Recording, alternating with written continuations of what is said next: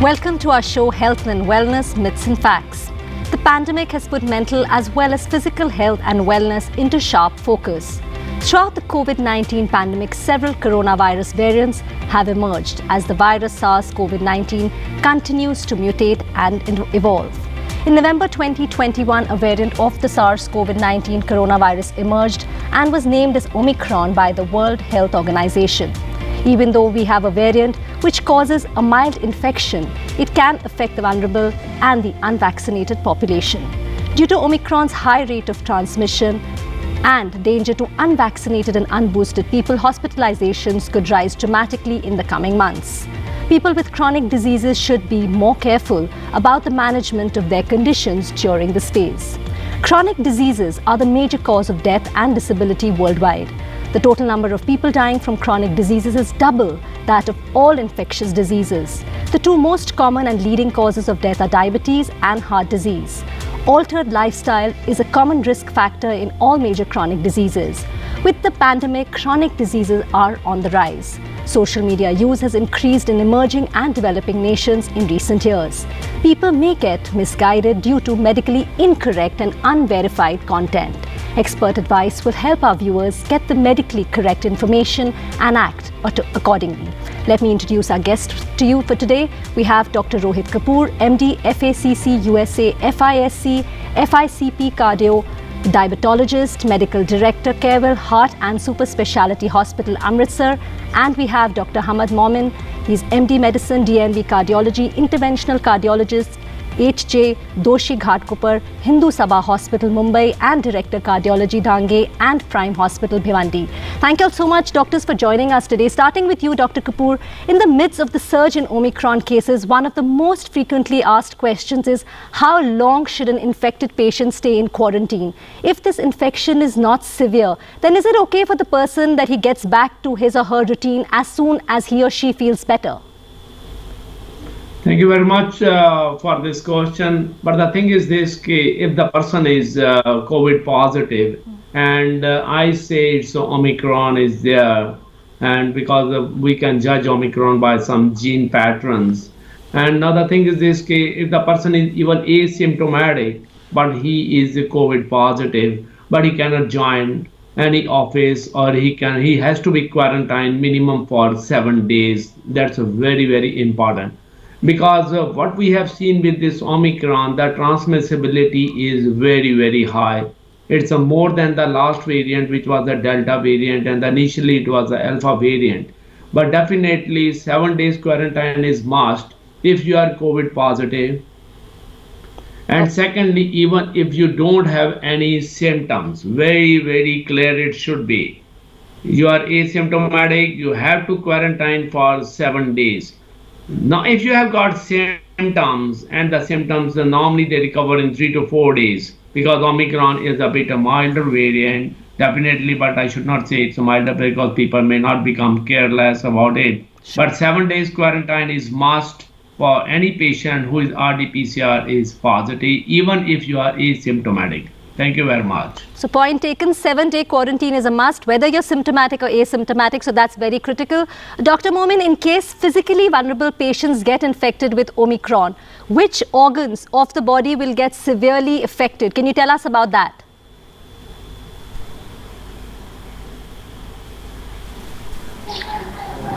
Very good question. Here I'd like to emphasize more upon the differences between the Omicron and the other variants. So the common symptoms related to Omicrons are fever, sore throat, whereas loss of taste and loss of smell are rare as compared to the previous variants. And the rate of transmissibility is very high with this variant as compared to the previous one.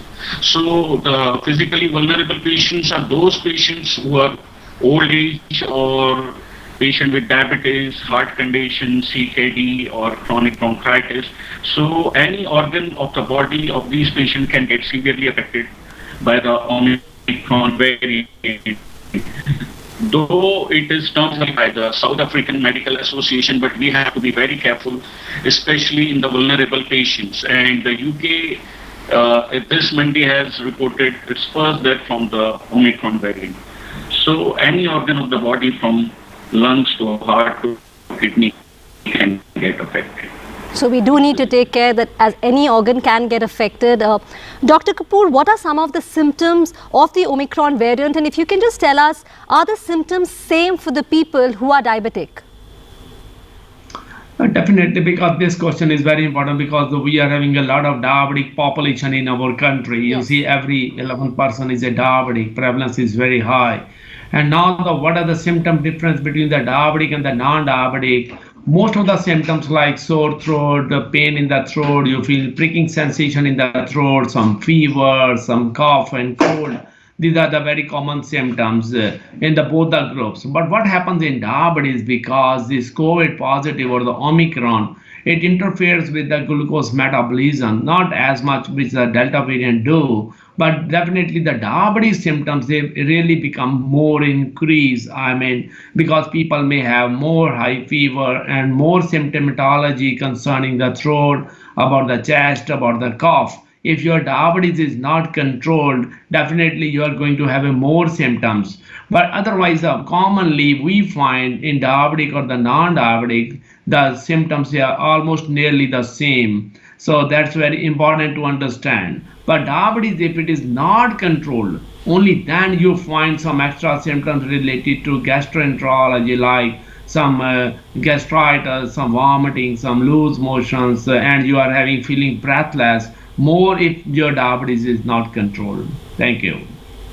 Okay, so I mean, it's good you've explained us to that really well, but for a diabetic patient, they need to take extra precaution. Thank you for clarifying that. Coming on to the vaccination part of it, Dr. Momin, if you can tell us how effective are the vaccine booster doses at fighting against Omicron, and what is the ideal time gap between the second dose of the COVID-19 vaccine and the booster dose?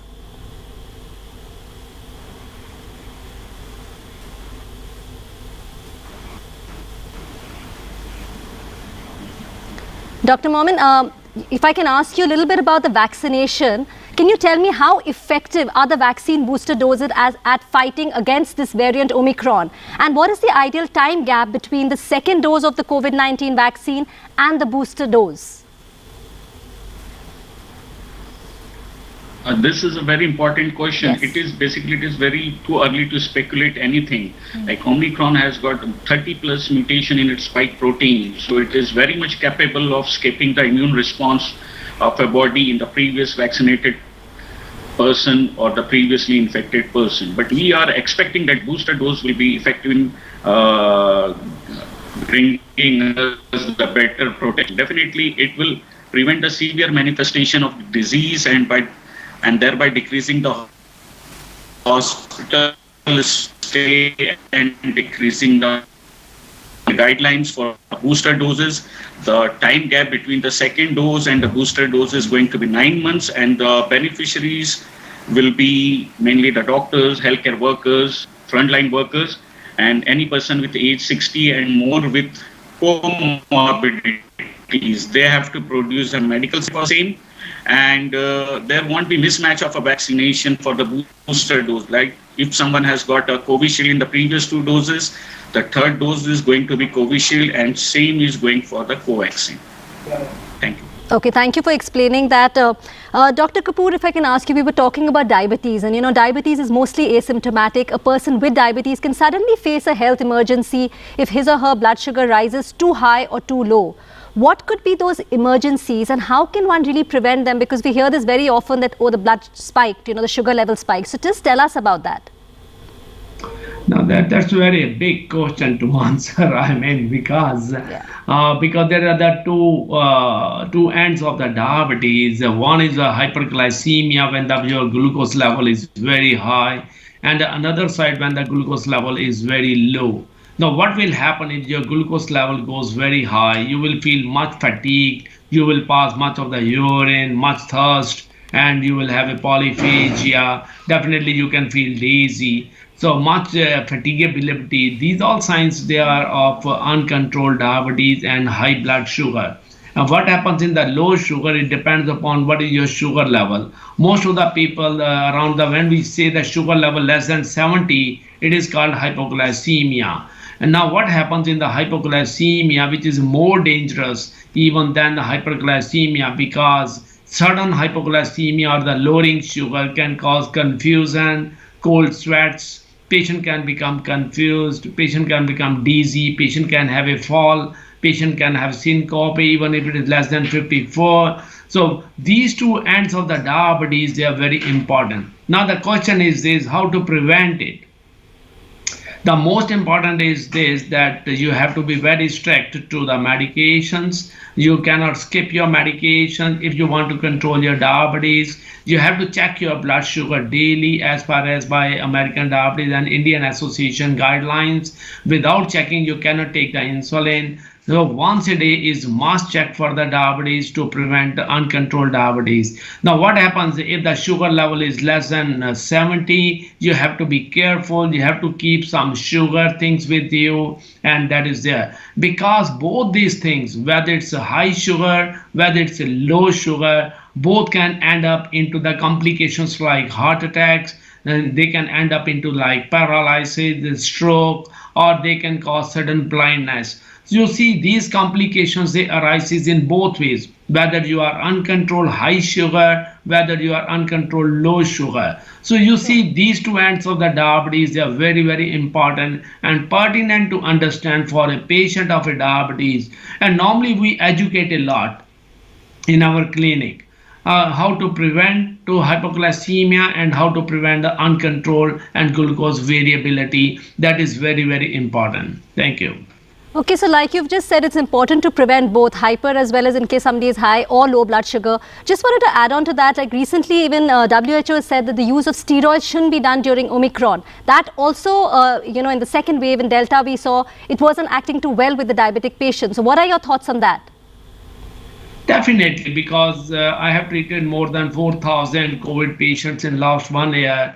I know there's a new term we have developed. One is COVID hyperglycemia, one is COVID diabetes, and we have seen a lot of people of COVID, around 10 to 20% who were not diabetic, but after COVID they have developed diabetes. Yes. Now, what is the strategy? I'm going to publish that paper that over the 6 to 7 months when the COVID is over, and many of the patients, 70 to 80%, they have recovered back to the normal glycemia before their sugar levels. They have come out of the diabetes. Now, definitely the cause of development of diabetes in COVID is an excess use of the steroids, medications, and the major reason was the stress. Stress hyperglycemia was considered one of the major risk factors in many Indian studies, and Wuhan study which has confirmed it, that stress hyperglycemia was a major factor of development of diabetes and uncontrolled diabetes in the COVID patient. But definitely, because as I told you, 70% people, they recovered back in the next 6 to 8 months the moment they recovered from the COVID. So that is a separate term now we have coined. Yes. That is called COVID diabetes. Yeah, that is there. But nothing to worry. Keep up a diet control, lifestyle modifications, morning walk, exercises, keep your obesity control. You can recover back without even medication from this COVID diabetes. Thank you. So on that positive note, we'll be taking a short break. We'll be right back to discuss a lot more and understand a lot more about diabetes.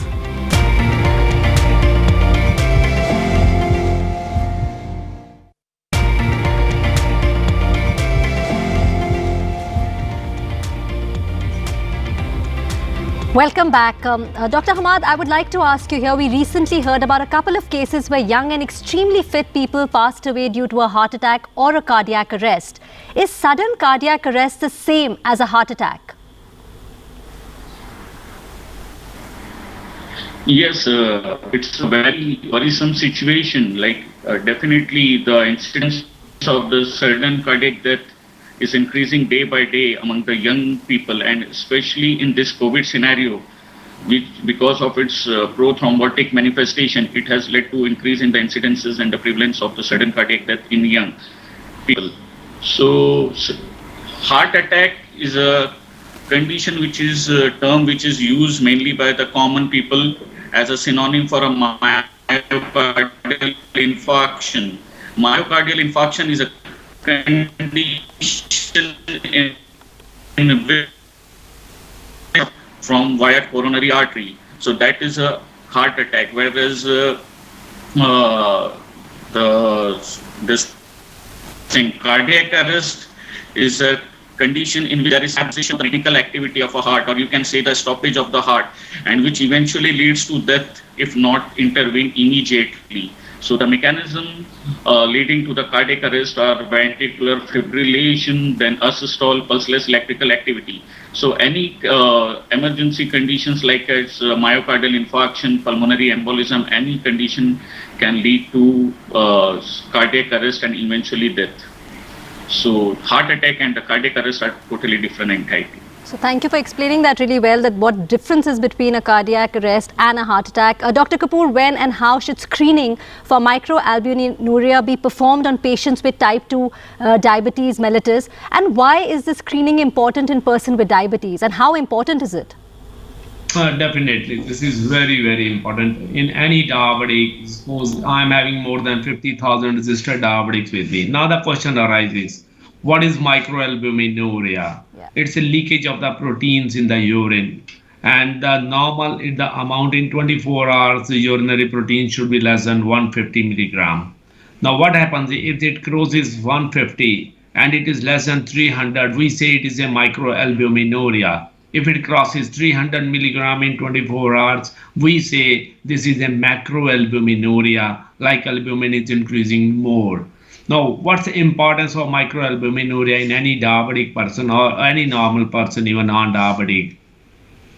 This microalbuminuria is one of considered in lot of researches and the studies one of the biggest risk factor for future kidney disease, for future cardiovascular disease, for future your retinal disease, and for future there is a blocking arteries and deposition of cholesterol even in the blood. You imagine how a simple test microalbuminuria can judge a person that how the person is a high risk patient or how he's at the risk. So any diabetic, now most of the organizations and diabetic associations and cardiology associations, they are recommending the level of evidence is 1A, that if any patient comes in your clinic, whether it's a diabetic, you must do microalbuminuria check in your clinic. All diabetologists, endocrinologists or cardiologists or GAPs, they should have a kit of checking microalbuminuria in the clinic.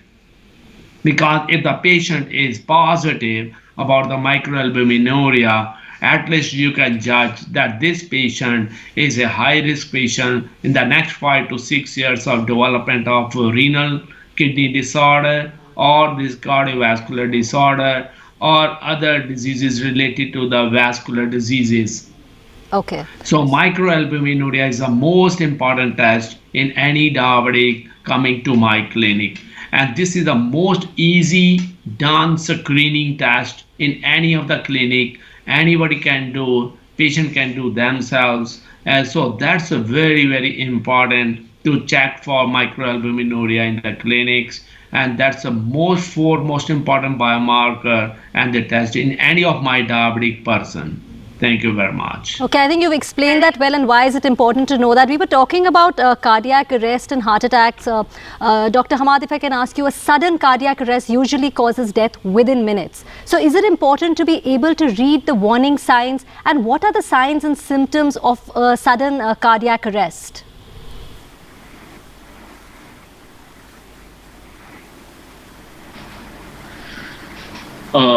Yeah, thank you. Basically, usually these are called as not exactly symptoms, but the prodromes, like the warning signs. Yeah. So it can be as early as from weeks to even to days, and it can occur abruptly also. So there will be a worsening of the cardiovascular status of the patient who's previously has any heart condition or new onset of signs or symptoms like chest pain, palpitation, which can be episodic or then breathlessness, episodes of transient loss of consciousness, fatigability, sweating.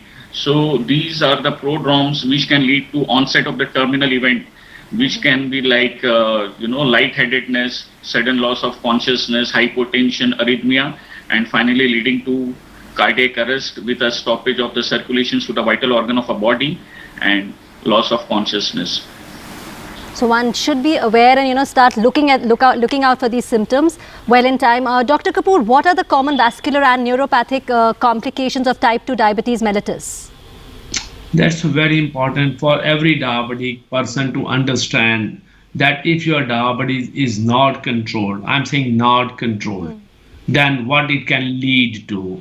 The most common complication in diabetes, what I find, that is a diabetes neuropathy. It's a very, very common complication in which the patient says that he has some pricking sensation, he is feeling heaviness in the feet, in the legs, and sometimes he wants somebody should really do a massage on the legs, calf muscles. Somebody is having a lot of burning sensation. Somebody is crying with the pain in the feet and the legs. So much crying, even they sometimes weeps and they need some injectable. Somebody can become depressed due to diabetes neuropathy. But this all happens when the diabetes is not controlled.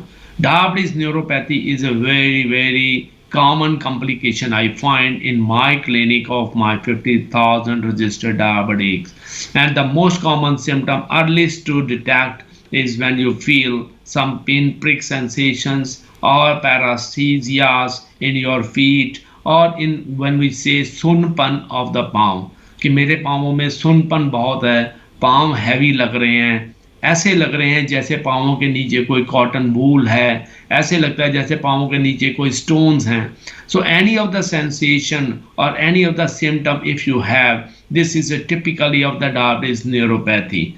Now the question arises, if you have developed diabetes neuropathy, is it reversible? In early stages, diabetes neuropathy is definitely reversible if you keep a very strict control of your diabetes. That's the foremost important. And the foremost gold standard test of diabetes control is the glycosylated hemoglobin, which the value should be less than 7. Now, what are the other side of the thing in the question? Vascular complication. Diabetes is a very prodromic disease of causing vascular complications. Among vascular complications, it can affect the heart, it can affect brain, it can affect eyes, it can affect circulation of your lower limbs, upper limbs. And this all happens. Don't be fearful. If I'm saying these are complications, the people should not be fearful. Yeah. People should be warned about these complications. If this is not the way, if I'm saying that everybody say, oh, Dr. Kapoor, you have made me so fearful and afraid of the disease. No.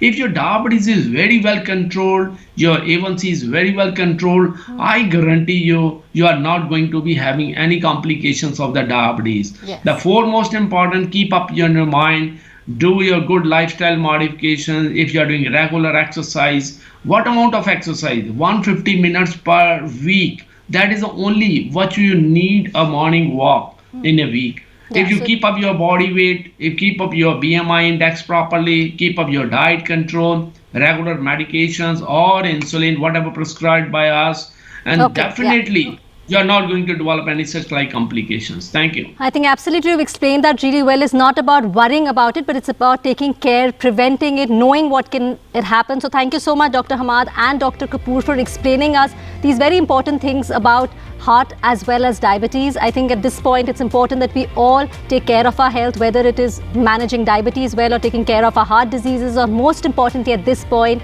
of Omicron, we protect ourselves. Please maintain all the COVID protocols, mask up well, wash your hands and maintain social distancing. Stay safe, and thanks so much for watching.